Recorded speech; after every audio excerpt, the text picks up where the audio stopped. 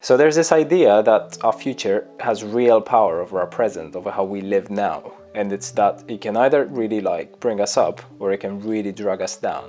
So picture this, you've got a holiday coming up and the weeks, the months leading up to it, it's like you're already living on that moment, in that sort of space on the beach in the sun. You're upbeat, you're positive, suddenly you're joking with your colleagues a lot more. Everything is just brighter and better. On the flip side, say that you have an exam coming up, one that you're really not looking forward to, one that you're so not prepared for and you're kind of like scared of failing or whatever. Think of something that's unpleasant, something that you just generally don't really want and that you would very much like to avoid if at all possible. Then, even the present moment feels a bit dull, a bit disheartening, a bit demotivating. It's the power of that sort of future that you're not looking forward to that kind of makes you limited and weak in the moment. And it doesn't even have to be a disempowering thing in the future. The absence of something to look forward to sometimes is sufficient to really sort of paralyze you and to slow you down in the moment. So then the natural question is, if you know that the future doesn't hold something that you like hold dear, that you look forward to, then why not change that? Why not schedule a nice holiday, a nice break or something? And we know that this is not always possible, that these distractions are not always readily available, and also that the bad things can't always be avoided and kind of swerved away from. Or can they? Looking back at myself and at my old notes and my old sort of memories of stuff, I realized that it's not the stuff that's missing, the stuff that I say I want and that I don't have, or rather the differences in my life as opposed to how I think my life should play out, that are the sort of my discontent and dissatisfaction. But rather, it's actually coming from a place of lacking the hope and the faith and the confidence that I'll ever even be able to reach that's something within my sort of abilities to get, to acquire, to arrange for myself. It comes from wanting something and not going for it, of not being able to overcome that sort of crippling anxiety and limiting beliefs that holds one in place for so long at times. So then the next question is, why would a bleak future push you into inaction, into this paralysis space, rather than the opposite, motivate you to try and overcome it, to try and steer course, to really change things as much as you can, to bring forth a future that you want and that you love?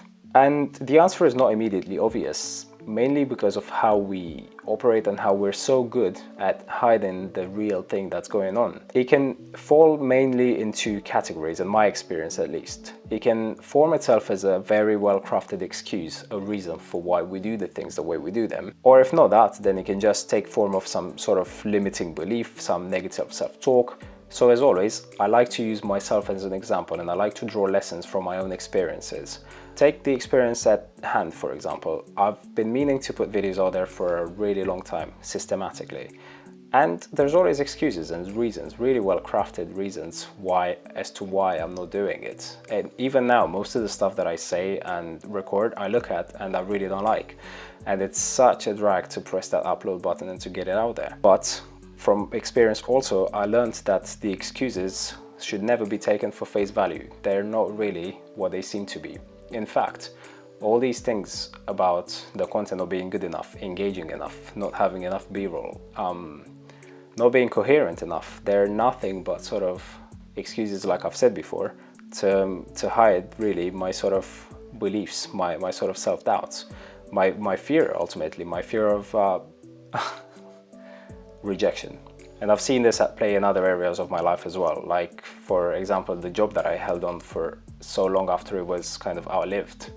I had this reason why I needed certainty over what I was going to do next, what my next step was going to be. And no matter how much I was saving and how much I was sort of foolproofing myself for the future, I was never ready to take the leap. And I realized ultimately that was just, again, hiding the sort of self-doubt and the fear of facing uncertainty, which, by the way, is inherent in everything anyway. Having certainty over something is just an illusion anyway, and that does give you some sort of power. But anyway, I digress. So every time I took a look at my life and looked at what was making me dissatisfied and discontent, I eventually came to realize that actually these perfectly crafted excuses and reasons were nothing but just that. And that's, for me, the ultimate reality check. It was the fact that no matter how they made me feel in the present, in the moment, that I was right, that I was justified in the actions that I was taking, really they were leaving me very disempowered and stuck. And these things may seem real to you in the moment, and they certainly feel real to me, my own excuses and lamentations. But at the end of the day, like I've said before, the reality check is, how does it leave you feeling? How does it make you, what's your experience of life like? Because if it's something something just doesn't feel real, something just doesn't feel unearthed, you feel stuck and you feel sort of like you're not being real to yourself. And that's the thing that you can't really live with for too long anyway. That's what ultimately springs you into action. And if you look at it that way, life is almost like a series of moments and series of inactions before you hit rock bottom again, and then you're able to just spring out of it and to just say, that's it, I've had enough.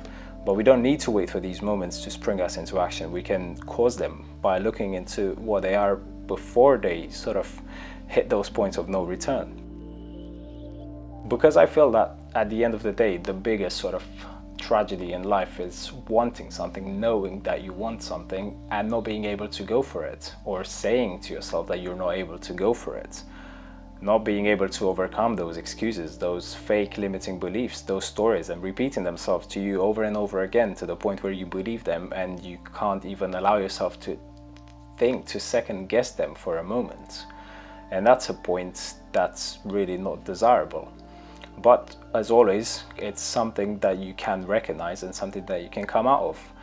And I can't pretend to fix this and to find a quick solution to throw in one video. This is definitely going to be a subject for a longer sort of series of conversations.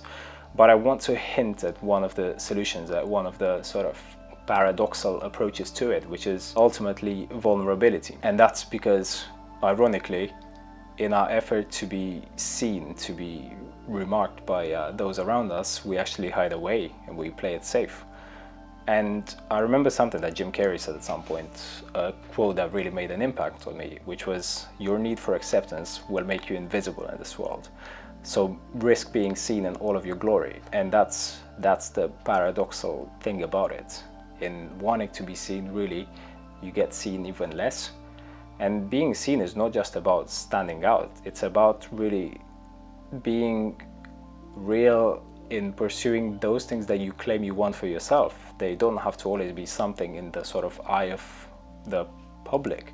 It is anything that puts you face to face with the risk of your work and your efforts being invalidated, of them falling flat. So it's the moment of finally jumping out the airplane after all the preparation, after everything is said and done. And yes, these things are not comfortable, and you can always choose the easy way out. You're always left facing the choice. You can go for a life that's comfortable but sort of hollow on the inside, or you can go for these uncomfortable moments that ultimately help you get closer to who you are and to your true potential. This is a process of differentiation and integration, of figuring out what values are valuable to you, or what really matters to you, through a process of actually putting yourself through the steps, through living those realities and seeing how your body, how your experience of it actually translates for you, not for taking those values as dogma because of something that you heard somewhere. Actually, Jordan Peterson says that these ideas have to be earned, that you can't just claim ownership of an argument just because you can't refute it or just because you've read it somewhere.